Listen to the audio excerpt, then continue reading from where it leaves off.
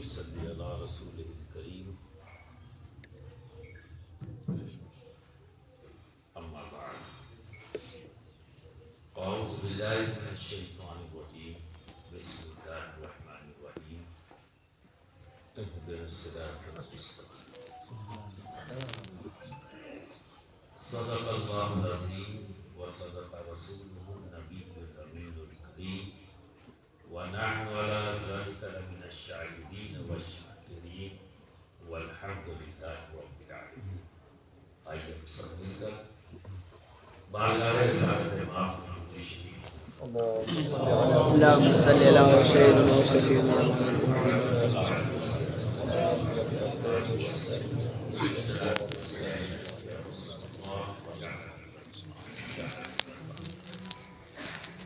شکر ہے اس پروردگار عالم کا کہ اس نے ہمیں کلمہ پڑھنے کی توفیق عطا فرمائی۔ شکر ہے اس پروردگار عالم کا جو اس رب نے ہمیں اس دین پر چلنے اور قائم رہنے کی توفیق دی جو اس کی بارگاہ میں سب سے زیادہ پسندیدہ ہے۔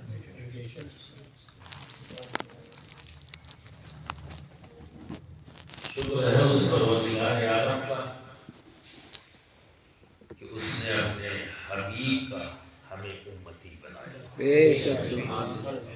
جسے اس نے رحمت للعالمین بنا کر اس دنیا میں بھیجا۔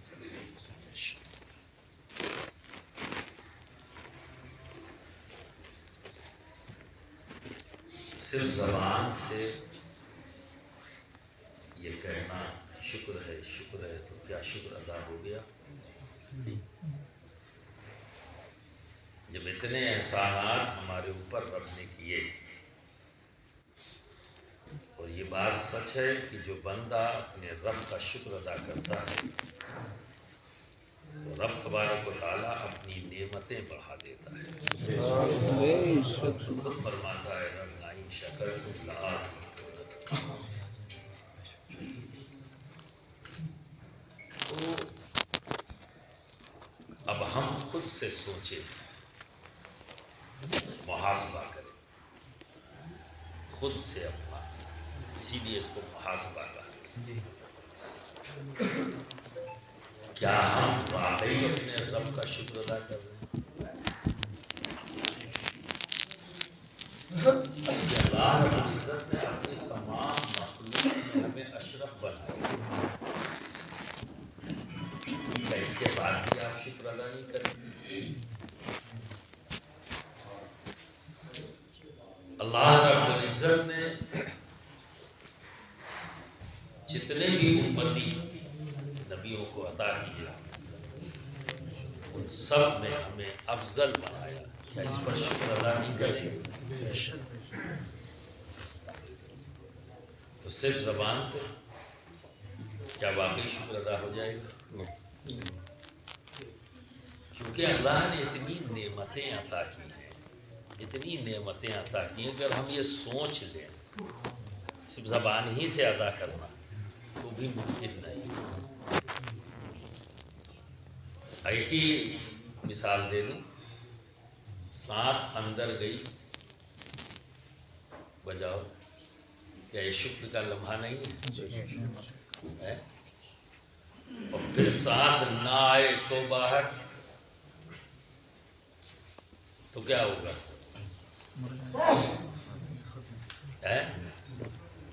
تو جو باہر آئی زندگی کی علامت بنی نا، تو کیا شکر ادا نہیں کرو گے؟ اور پھر سانس اندر نہ جائے تو کیا ہوگا؟ اب اگر کوئی سوچ لے کہ میں اپنے رب کی دی ہوئی ہر نعمتوں کا شکر ادا کروں گا، یہی ایک نعمت ایسی ہے جس کا شکر ادا نہیں کر سکتے اگر فقط زبان سے ادا کرنا چاہتے۔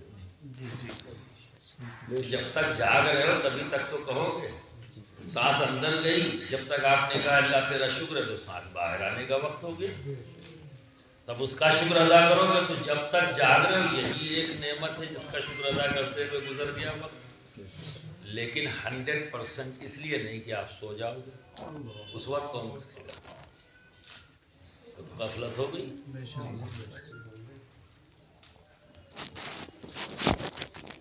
سمجھ رہے ہیں؟ اب ان سانسوں کی ضرورت تو ہے، اور صحیح معنوں میں جب ہم اس کا شکر ادا کریں گے تو اللہ ہماری سانسیں بڑھا دے گا. یہ نعمتیں بڑھا رہا ہے نا، تو نعمت ہے، اور جب ہم اس کا شکر ادا کریں گے تو نعمتیں وہ بڑھا دیتا ہے. یہ اس نے کہا، جو رب نے کہا وہ ہوگا. تو بیسیکلی چیز کیا ہے؟ کانسیپٹ کا کلیئر ہو. ہم سن لیتے ہیں باتوں کو پر ہمارا ذہن صاف نہیں ہوتا، اور جب ذہن صاف نہیں ہوتا تو ہم اپنی ذمہ داریوں کو بہت اچھے انداز میں پورا نہیں کر پاتے. اور شاید یہی وجہ ہے کہ ہم بکھرے ہوئے ہیں.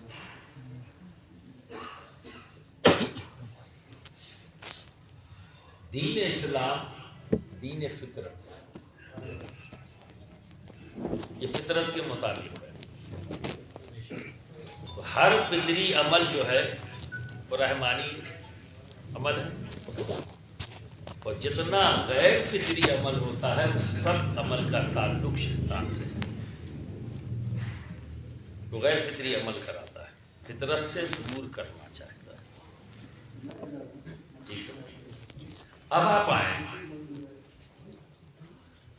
ایک جانور کو مثال میں لیں، یا چلو میں ایک پیڑ کو مثال دیتا ہوں. ایک تنا پیڑ، آپ اشرف ہیں پر عملی طور پر اشرف تو مجھے نہیں نظر آ رہا. ایک لمحہ ہے، سوچیے، لمحہ فکر ہی ہے، لیکن ہم کو اس کی پرواہ ہی نہیں ہے. ہم غور و فکر کرنا کہاں چاہتے ہیں؟ ہم تو ایک عجیب دنیا میں جی رہے ہیں، خوابی دنیا میں، اور اپنی عقل کو ہی کہیں نہ کہیں، اپنی سوچ کو، اپنی فکر کو ہی ہم نے کہیں نہ کہیں ڈکلیئر تو نہیں کیا ہے، ان آفیشلی اسی کو خدا بنا لیا ہے. بہت بڑا جرم ہم سے ہو رہا ہے، انجانے میں ہی صحیح پر ہو رہا ہے. اگر ہم غور و فکر کریں، میں نے کہا فطرت، یہی وجہ ہے نا، رب کہتا ہے نا میں نے مثالیں رکھ دی، کیوں نہیں غور کرتے، کیوں نہیں فکر کرتے؟ آؤ میں اسی کی دی ہوئی مثال کو تمہارے سامنے رکھتا ہوں. ایک پیڑ، اس میں تنا ہوتا ہے جو جڑ سے جڑا ہوا ہے، پھر اس میں شاخیں ہوتی ہیں، اور ہر شاخ پر ٹہنیاں ہوتی ہیں، اور ہر ٹہنیوں کے ساتھ پتیاں جڑی ہیں. وہ آخری حصہ ہے، یہی نا. پتیوں کو کبھی آپ نے موٹا اور پتلا دیکھا ہے؟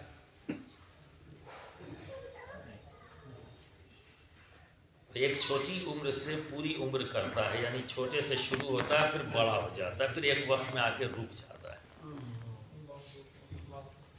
ٹھیک ہے، تو اس کے سائز میں تو فرق آئے گا عمر کے مطابق. لیکن ایک چیز آپ نے کبھی غور کی، وہ نہ موٹی ہوتی ہے نہ پتلی، سب ایک سائز کی ہوتی ہے. کیوں؟ کیونکہ وہ جمع نہیں کرتی، وہ اتنا ہی غذا لیتی ہے جتنی اس کی ضرورت ہے. زیادہ لے تو موٹی پتلی ہوگی، لیکن لیتی اتنا ہی ہے جتنا اس کی ضرورت. ٹھیک ہے، اسی طرح سے شاخیں اتنی ہی لیتی ہیں جتنی اس کی ضرورت ہے، اسی طرح سے ٹہنیاں لیتی، اسی طرح سے تنا. جیسے جیسے ضرورت بڑھتی ہے اتنی ہی خوراک لیتی. تو جڑیں خوراک تیار کرتی ہیں، اور اس خوراک کو تیار کرنے میں سب ایک دوسرے کے مددگار ہیں. کیسے؟ سورج سے گرمی لینا، یہ کام پتیوں کا ہے. اس گرمی کو لے کر جڑ تک پہنچانا تو ساری شاخیں اس پر ایکٹیو ہو جاتی ہیں، کام کرنے لگتی ہیں. ٹھیک ہے، ٹہنیاں کام کرتی ہیں، شاخیں کام کرتی ہیں، اور پھر تنے کے ذریعے جڑ تک سورج کی وہ روشنی کو، اور جڑیں زمین سے تمام غذائیں جو اس کی ضرورت ہے وہ لے لیتی ہیں. پانی چاہیے اور کیمیکلز چاہیے جس سے وہ کھانا تیار کرے. پھر جڑ سب کو اپنے پاس نہیں رکھتی، سب کا حصہ ایمانداری سے پہنچا دیتی ہے. بے شک، سبحان اللہ. اور سب اپنا حصہ ایمانداری سے لے لیتے ہیں، اور سب پھل پھول، سبھی پھلتے پھولتے، ٹھیک ہے. دیکھیے غذا بن گئی، ضرورت سب کی پوری ہو گئی. اب بنی ہوئی غذا جب بچی تو نہ پتیوں نے اپنے پاس رکھا، نہ ٹہنیوں نے اپنے پاس رکھا، نہ شاخوں نے اپنے پاس رکھا، نہ تنے نے اپنے پاس رکھا، نہ ہی جڑ نے اپنے پاس رکھا. وہ بچا ہوا کھانا کیا بنا؟ پھل بن گیا. بچے ہوئے کھانے کو اس نے پھل بنا. ٹھیک ہے، اپنے لیے ماشاء اللہ، واہ، اپنے لیے بنایا، کس کے لیے؟ دوسروں کے لیے. اور کیا اس نے اس پر پابندی لگائی؟ نہیں.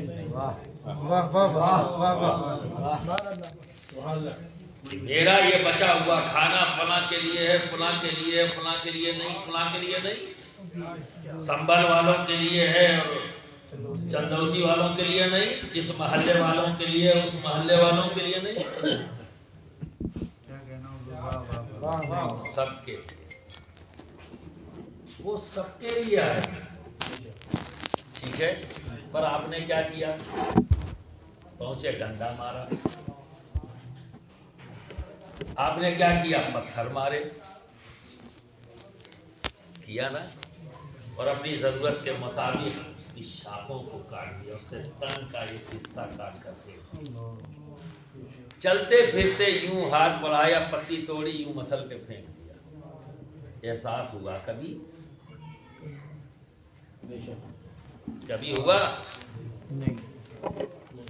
ظلم تو کر گئے ہوتے. غیر ضروری طور پر ایک گھاس کو بھی اکھاڑ کے پھینکنا یہ ظلم ہے. کیونکہ ہمارا دین فطرت کے مطابق ہے. یہ غیر فطری عمل ہے، کسی بھی غیر ضروری کام کو کرنا یہ فطرت کے اگینسٹ ہے. چونکہ جیو اور جینے دو.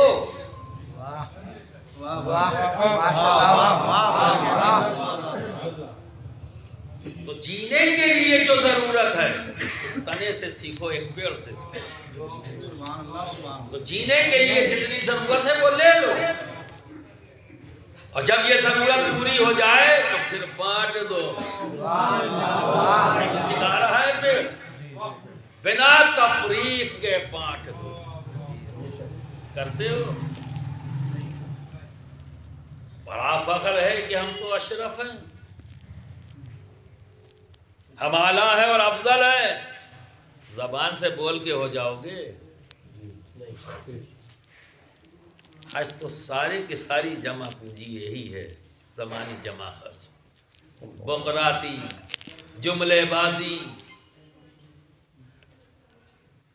جن چیزوں کی ضرورت نہیں اس پر بحث اور مباحثہ، جو کرنا ہے اس پر غور و فکر نہیں ہے. اگر بچا ہے کچھ تو بحث و مباحثہ بچا ہے، جملے بازیاں بچی. کیا کر رہے ہیں ہم؟ نہ اپنے رب کی بندگی کر رہے، وہیں ایماندار ہو جاتے، وہاں بھی نہیں. اور نہ ہی خدمت خلق کی طرف ہمارا رجحان ہے. پیڑ سے سیکھ لو نا، وہ کھڑا ہو کے سکھا رہا ہے کہ خدمت خلق کیا ہے، وہ سکھا رہا ہے، تمہاری نظروں کے سامنے ہے، مثال بن کر سامنے کھڑا. اس نے وہ چیز آپ کو دی تو اس کا ایکسٹرا پروڈکشن ہے جو بچ گیا ہے پھل کی شکل میں، وہ آپ نے کھایا. اور کھانے کے بغیر اگر کسی کو کھانا نہ ملے تو 4 دن 5 دن اور 1 ہفتہ بھی بنا کھائے انسان زندہ رہ سکتا. پانی نہ ملے تو بھی کئی روز گزار سکتا ہے نا. اور اگر سانس نہ ملے تو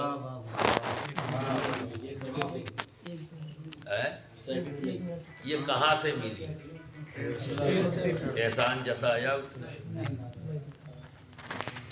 بولو نہیں اور یہ کہا کہ میری یہ ہوا فلاں کے لیے ہے اور فلاں کے لیے نہیں، اس مسلک والے کے لیے ہے، اس مسلک والے کے لیے نہیں۔ جب دین ہمارا دین فطرت ہے ہماری سوچ تو وہی ہونی چاہیے۔ اسی لیے ہم اپنے آپ کو جماعت کہتے ہیں، اور وہ پیڑ کھڑا ہو کے اعلان کر رہا ہے میرا تعلق جماعت سے ہے، گروپ سے نہیں۔ میرا تعلق جماعت سے ہے، گروپ سے نہیں۔ اس لیے وہ گروپ بندی والی بات ہی نہیں کرتا، وہ بات کرتا ہے جماعت کی، وہ سب کی بات کرتا ہے، اور یہی دین اسلام ہے۔ اس پروردگار کی دی ہوئی تمام نعمتوں کا شکر اگر آپ زبان سے چاہیں گے قطعی ادا نہیں کر سکتے، چاہے کر بھی نہیں، اور شکر ادا نہیں کرو گے تو نعمتیں بڑھیں گی، یہی کرتے رہو گے۔ کوئی بھی پیر صاحب آ جائیں سب سے تعویذ لو گے اور دعا ہی کراؤ گے، دعا کس بات کی کریں؟ بھی تمہاری 420 اور بڑھ جائے، تمہاری بدتمیزیاں اور بڑھ جائیں، تمہاری بے حیاں اور بڑھ جائیں، کیونکہ تم سننا ہی نہیں چاہتے، اور سن لیتے ہو تو عمل نہیں کرنا چاہتے۔ بس ہر وقت آپ کو پیر کی ضرورت نہیں، ایک جادوگر کی ضرورت ہے، ٹھیک ہے نا؟ جو جھڑی گھماوے، بتا دکان نہیں چل رہی ہے، مانتا یوں گھمایا تو دکان بھر گئی، اور یوں کر دیا تو صاحب۔ تو آپ کو شوبدے بازوں کی ضرورت ہے، زبان کے جادوگروں کی ضرورت ہے، بیوقوف بنانے والوں کی ضرورت ہے۔ آپ کو شیخ کی ضرورت نہیں، آپ کو پیر کی ضرورت ہے۔ پہلے تو یہ ڈیسائیڈ کر لو ضرورت کیا ہے تمہاری،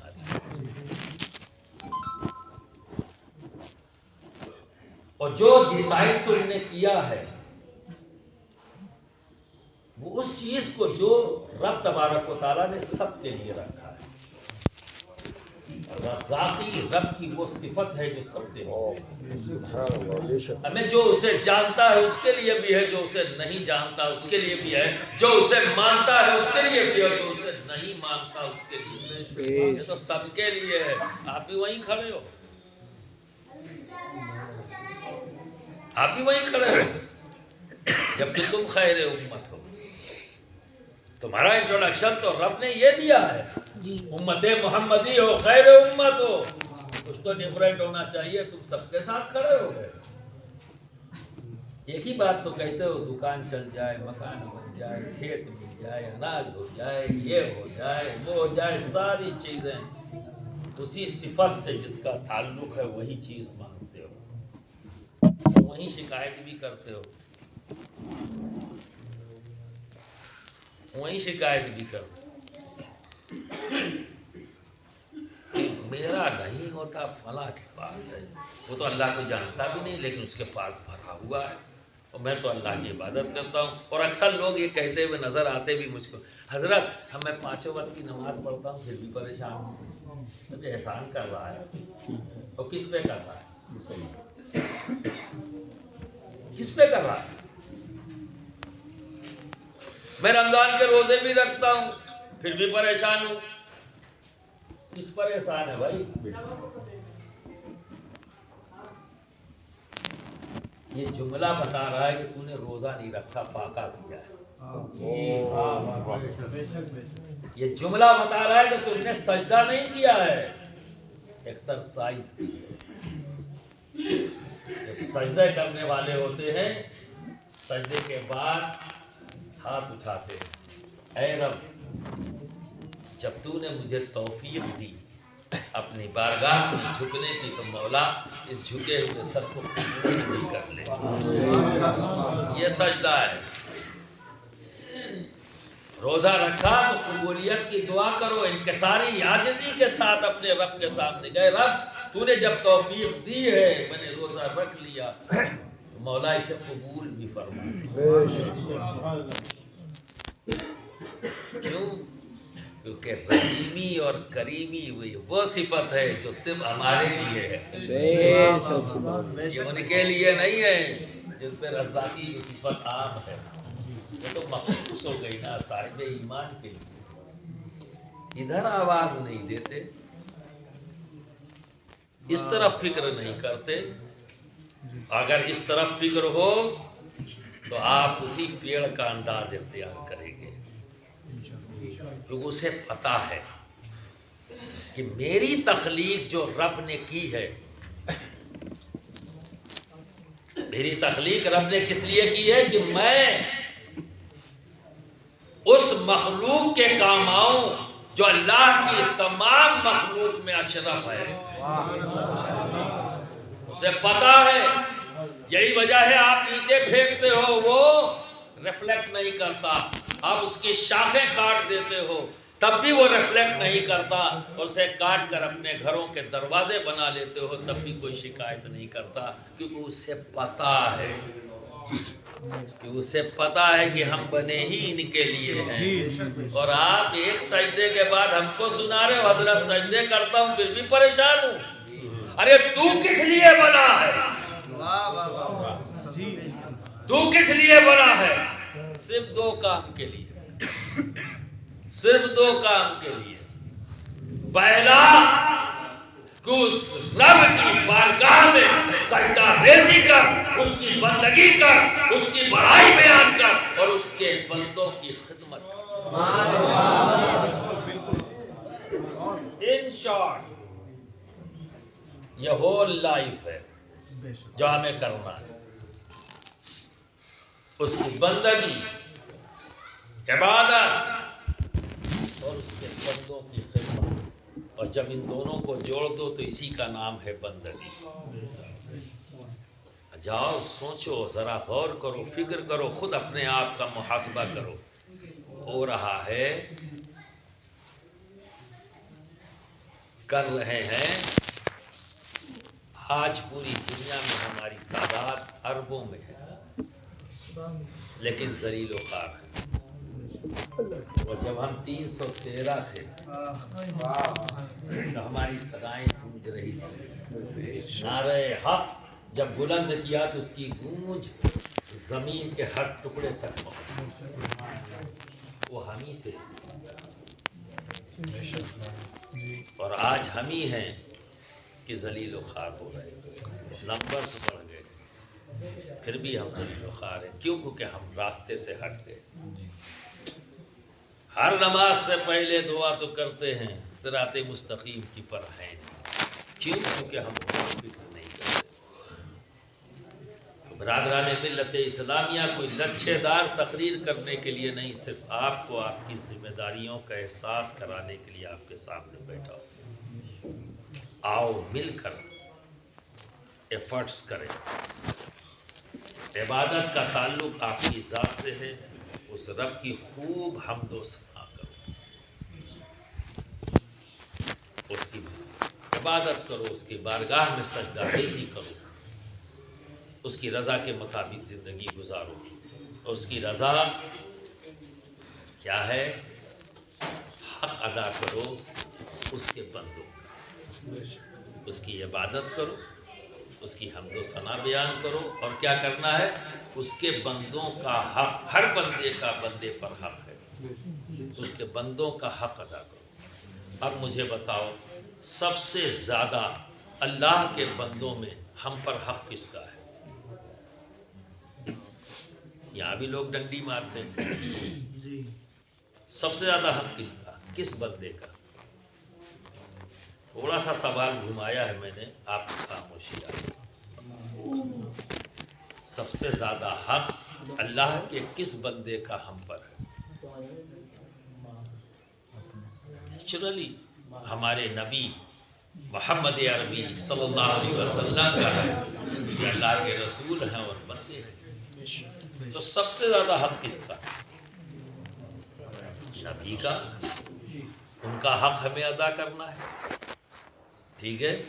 تو ان کا حق ادا کرنے کے لیے پھر جب ہم دیکھنا شروع کریں گے تو ان کی رضا دیکھیں گے، واہ ان کی رضا دیکھنی پڑے گی، نبی کی رضا، تو نبی نے اپنی رضا بتا دی، واہ نبی نے اپنی رضا بتا دی. کیا بتایا؟ اللہ سے محبت کرو اس لیے کہ وہ تمہیں نعمتیں دیتا ہے. مجھ سے محبت کرو اس لیے کہ اللہ مجھ سے محبت کرتا ہے، اور میری آل سے محبت کرو اس لیے کہ میں ان سے محبت کرتا ہوں. واہ سبحان. ٹھیک ہے، اب آ گیا. بے شک ابھی میں نے کہا کہ اس کا شکر ادا کرو اس کی نعمتوں کا. ٹھیک ہے، اور شکر کب ادا کرو گے؟ جب محبت ہوگی، ورنہ کہاں ادا کرنے والا کوئی. ٹھیک ہے، اور نبی سے ہم محبت کرتے ہیں کہ رب تبارک و تعالیٰ نے اپنے حبیب کو ہمارے درمیان بھیجا. ٹھیک ہے، اس کی رضا ہے اس میں. اب نبی کی رضا جب دیکھی تو کیا کہا؟ میری آل سے محبت کرو. اوکے، اور جب ہم نے آل کی طرف دیکھا، اہل بیت کی طرف دیکھا، تو وہاں کیا نظر آیا؟ وہاں یہ نظر آیا بس ایک واقعہ جو جب وقت جب اثر کا کوئی وقت ہوتا ہے، امام زین العابدین، یہ کون ہے؟ مولا علی مشکل کشا کے پوتے، یعنی حضرت امام حسین کے بیٹے. دعوت ہے اور کیا سب لوگ کھانا کھا رہے ہیں اور خود سے کھلا رہے ہیں، اور سب کی ضرورتوں کو جو پلیٹوں میں ہے پوری کر رہے ہیں. ایک شخص ایسا تھا جس کی طرف جب وہ ضرورت پوری کرنے جاتے تو چہرہ موڑ لیتے، اس کے چہرے کی طرف نہیں دیکھتے تھے، چہرہ موڑ لیتے، اور وہ شخص چہرے کی طرف دیکھتا رہتا، اے کاش میری طرف دیکھتے، لیکن اس کے چہرے کی طرف نہیں دیکھتے، چہرہ موڑ لیتے، ضرورتیں پوری کرتے رہتے. آخر کار اس سے برداشت نہ ہوا، اس نے کہا اے امام کیا آپ نے مجھے پہچانا نہیں؟ جب سوال کیا تو جواب دیا کہ میں خوب اچھی طرح سے پہچانتا ہوں، تم وہی ہو نا جس نے ہمارے خیموں میں آگ لگائی تھی کربلا؟ تم وہی ہو نا جس نے ہمارے قافلے پر اینٹ اور پتھر پھینکے؟ تم وہی ہو نا جو ہمارے گھروں کی عورتوں کے سروں سے چادر کھینچی؟ خوب اچھی طرح سے رونے لگا کہ ہم نے اتنا ظلم کیا آپ پر، اور اے امام آپ میری بھوک مٹا رہے، آپ میری پیاس مٹا رہے، میری ضرورت کو پورا کر رہے، جبکہ ہم نے تو یہ کیا تھا. تو امام فرماتے ہیں وہ تیرا کیریکٹر تھا، یہ تیرا کیریکٹر تھا، یہ میرا کیریکٹر ہے. تو دوستو کہ ہم نے نبی کے گھر والوں کو دیکھا تو سارے امتیوں کے لیے محبت ہے اپنے نانا کی. ایک ہی چیز نظر آئی ہے، جس طرح سے نانا رب حبلی امتی رب حبلی امتی کرتے رہے، اسی طرح سے ان کی آل اپنے جد کریم کی